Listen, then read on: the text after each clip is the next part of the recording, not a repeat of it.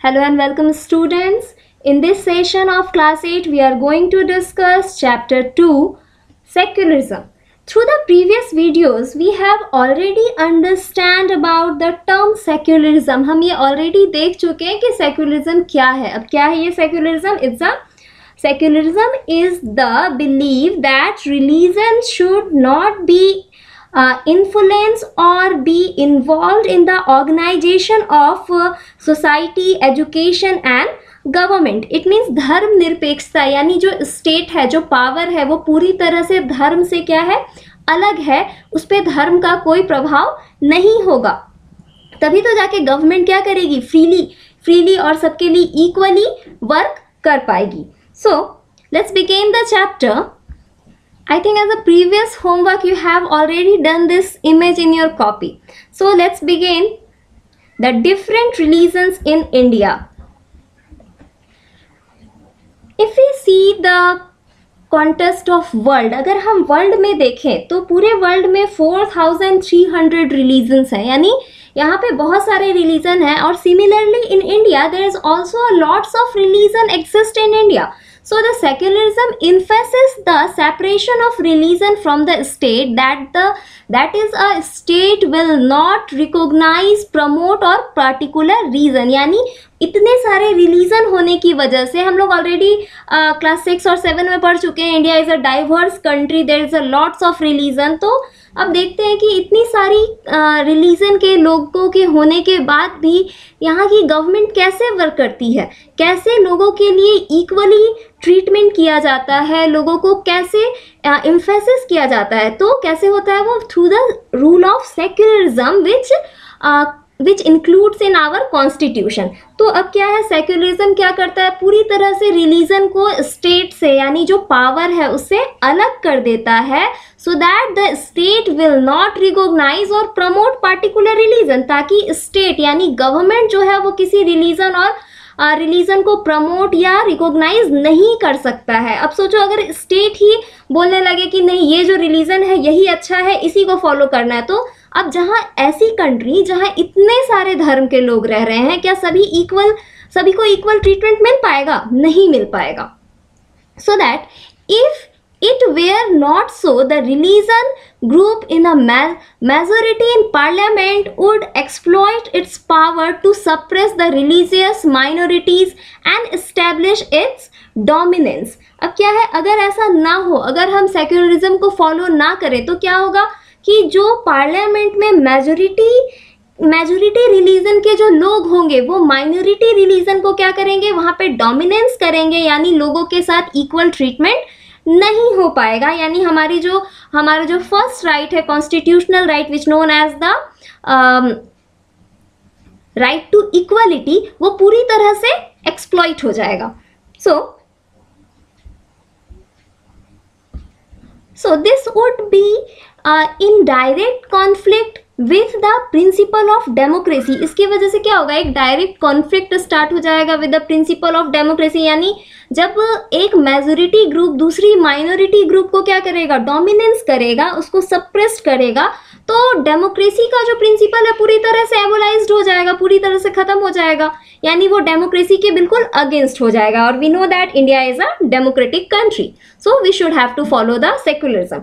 Therefore, to ensure the proper functioning of a healthy democratic society, यानी एक healthy democratic society को follow करने के लिए, ये इंश्योर करने के लिए कि सभी लोगों के साथ इक्वल ट्रीटमेंट हो, सभी को जो डेमोक्रेसी है उसका फायदा मिले, the makers of our constitution, यानी जो इंडियन कॉन्स्टिट्यूशन के जो मेकर थे, जिन्होंने कॉन्स्टिट्यूशन बनाया, they made the secularism one of the most important ideals on which the Indian society is based. यानी उन्होंने सेक्युलरिज्म को एक बहुत इम्पॉर्टेंट फैक्टर बताया जिसपे हमारी सोसाइटी जो है, जो हमारी इंडियन सोसाइटी है, जहाँ इतने सारे धर्म के लोग रहते हैं, वो बेस्ड है. अब क्या क्या प्रिंसिपल्स है, सेक्युलरिज्म क्यों है, कैसे फॉलो होता है, या फिर इंडियन कॉन्स्टिट्यूशन में आखिर ऐसा क्या है जो सेक्युलरिज्म को खास बनाता है, कैसे हमने सेक्युलरिज्म को हमारी कंट्री में इम्प्लीमेंट किया है, एंड क्योंकि we know that India is a secular country और हम सभी धर्मों को क्या करते हैं, एक बराबर मानते हैं, यानी in India all religion are treated equally. Okay, अब देखते हैं कि ये ऐसा क्या है जो इंडियन कॉन्स्टिट्यूशन को इतना खास बनाता है। Then India is a secular country and therefore strives hard to, यानी इंडिया एक सेक्युलर कंट्री है, इसलिए हमें कुछ ऐसे फैक्टर्स है जिनको फॉलो करना ही होगा। So first one is the prevent domination of one religious group, यानी इंडिया में क्या है, कोई भी रिलीजियस ग्रुप दूसरे रिलीजियस ग्रुप को, यानी एक रिलीजन दूसरे रिलीजन को कभी भी डोमिनेंस नहीं कर सकता है।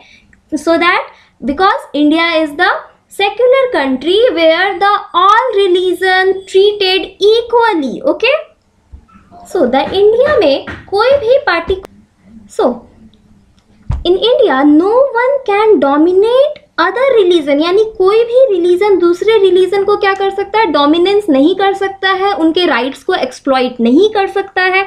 अब सोचो अगर ऐसा हो तो क्या हो, देखते हैं। जैसे एक एग्जांपल ले लेते हैं अमेरिका का। In America Christianity is a dominance religion, तो अब वहाँ क्या है कि क्रिश्चियनिटी दूसरे रिलीजन्स को जब डोमिनेट करने लगेगी तो क्या होगा, वहाँ के लोग उसको आसानी से फॉलो, दूसरे रिलीजन्स को आसानी से फॉलो नहीं कर पाएंगे। So the country follow only one religion is completely stricted by the power of country.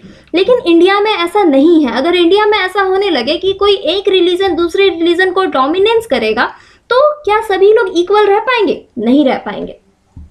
दूसरा देखते हैं और क्या है, prevent powerful member of religious community from exercising dictatorial power over the other member of the same community. अब क्या है, यहाँ रिलीजियस की बात नहीं हो रही है, दो अलग रिलीजन की बात नहीं हो रही है, यहाँ बात हो रही है सेम रिलीजन की, यानी एक ही रिलीजन में जो कुछ लोग दूसरे सेम रिलीजन के अदर लोगों को डोमिनेंस नहीं कर सकते हैं। हम लोग इसको एक एग्जाम्पल से समझते हैं। Such example which is Hinduism. Hinduism क्या है, from the ancient time it's divided into several caste और सब कास्ट, यानी सब का कास्ट और सब कास्ट के ऊपर ये बेस्ड है। और ये क्या है, अब यहाँ पे कुछ लोग जो हैं अपने आप को डिक्लेयर कर देते हैं एज अ अपर कास्ट और सेम रिलीजन के कुछ लोगों को डिक्लेयर कर दिया गया एज अ लोअर क्लास। अब ये जो अपर क्लास है ये रिलीजन के बेस पे, यानी ये कहेंगे कि ऐसा हमारे धर्म में है कि जो हम जो है वो लोअर अपर कास्ट है और जो बाकी है वो लोअर क्लास है, इसलिए उनके पास सर्टन राइट्स नहीं है उसी सेम रिलीजन को फॉलो करने के लिए। In that sense the upper class completely dictatorial power over the lower class. तो ऐसा क्या होगा, ये करना सही नहीं है, जो कि सेक्युलरिज्म, जिसको सेक्युलरिज्म एडवाइस नहीं करता, यानी सेक्युलरिज्म में ऐसा नहीं होता है कि या तो ना तो अदर रिलीजन के लोग ना ही सेम रिलीजन में लोग एक दूसरे को डोमिनेट करें। अब तीसरा क्या है, establish and individual right to follow the religion she and he believe in without any interference from the state और एग्जीक्यूटिव मशीनरी, यानी हमारी जो स्टेट है, जो एग्जीक्यूटिव्स है, जो रूल रेगुलेशन फॉलो करवाते हैं, हमारी जो गवर्नमेंट है, वो किसी भी पार्टिकुलर रिलीजन को सपोर्ट नहीं कर सकती है। कोई भी इंडिविजुअल अपने राइट्स को फॉलो कर सकता है बिना किसी इंटरफेरेंस के ऑफ द स्टेट, यानी स्टेट किसी को भी गाइड नहीं करेगा कि आपको ये रिलीजन फॉलो करना है या आपको इसी तरह से अपने रिलीजन को फॉलो करना है। नहीं, स्टेट ऐसा नहीं कर सकता है। क्यों नहीं कर सकता? Because India is a secular country where the all religion is treated as equal.